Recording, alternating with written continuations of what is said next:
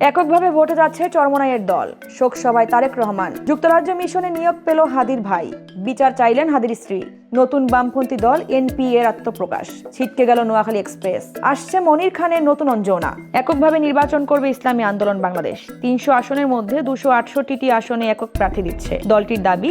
জোটের শরিক দলগুলোর সাথে আসন বন্টন এবং আদর্শিক বিষয়ে ইনসাফ না পাওয়ায় তারা এককভাবে লড়ার সিদ্ধান্ত নিয়েছে। নীতি নির্ধারকরা জানিয়েছেন, ইসলামী মূল্যবোধ প্রতিষ্ঠার লক্ষ্যে তারা কোনো নির্দিষ্ট জোটের মুখাপেক্ষী হতে চান না। এর আগে ক্ষমতায় গেলে শরিয়া আইন বাস্তবায়ন করবে না বলে ঘোষণা দিয়েছে জামায়াত। শোক সভায় সপরিবারে যোগ দিয়েছেন তারেক রহমান।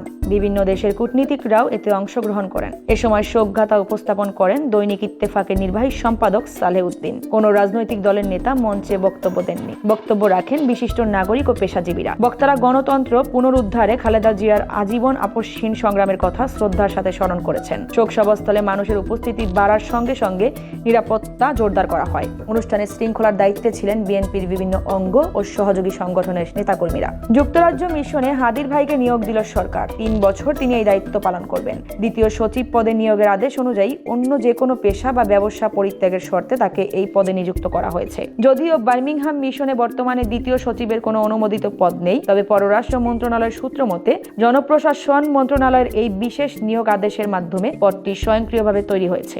বিচার চাইলেন হাদির স্ত্রী। ফেসবুক পোস্টে হাদির স্ত্রী রাবেয়া ইসলাম শম্পা লিখেছেন, রাষ্ট্রের কাছে আমি এবং আমার সন্তানের একমাত্র দাবি আমার স্বামী শহীদ ওসমান হাদি হত্যার বিচার। জাগতিক সকল চাওয়া পাওয়ার ঊর্ধ্বে হাদি হত্যার ন্যায় বিচারই এখন আমাদের কাছে মুখ্য। সম্প্রতি পুলিশ ১৭ জনের বিরুদ্ধে চার্জশিট দিলেও তাতে হত্যাকাণ্ডের মূল পরিকল্পনাকারী নাম বাদ পড়ার অভিযোগে নারাজি দেয় মামলার বাদী। রাষ্ট্র হাদির পরিবারের দায়িত্ব নেওয়ার আশ্বাস দিলেও স্ত্রীর মূল লক্ষ্য এখন খুনিদের বিচার নিশ্চিত করা। আত্মপ্রকাশ করল বাম ও মধ্যপন্থী নতুন রাজনৈতিক দল এনপিএ। এনসিপি থেকে পদত্যাগ করা সদস্য এবং বিভিন্ন বামপন্থীদের নিয়ে গঠিত হয়েছে নেটওয়ার্ক ফর পিপল অ্যাকশন। ১০১ সদস্যের এই জোটের মুখপাত্র ফেরদৌস আরা রুমি, নাজিফা জান্নাত ও তুহিন খান। তারা গণতন্ত্র, সাম্য, মানবিক মর্যাদা, সামাজিক ন্যায় বিচার এবং পরিবেশ সুরক্ষার এই ৫ মূলনীতি ঘোষণা করেছে। জনগণের শক্তি, আগামীর মুক্তি স্লোগান নিয়ে সংগঠনটি তৃণমূল পর্যায়ে আন্দোলন ও রাষ্ট্র সংস্কারের ডাক দিয়েছে।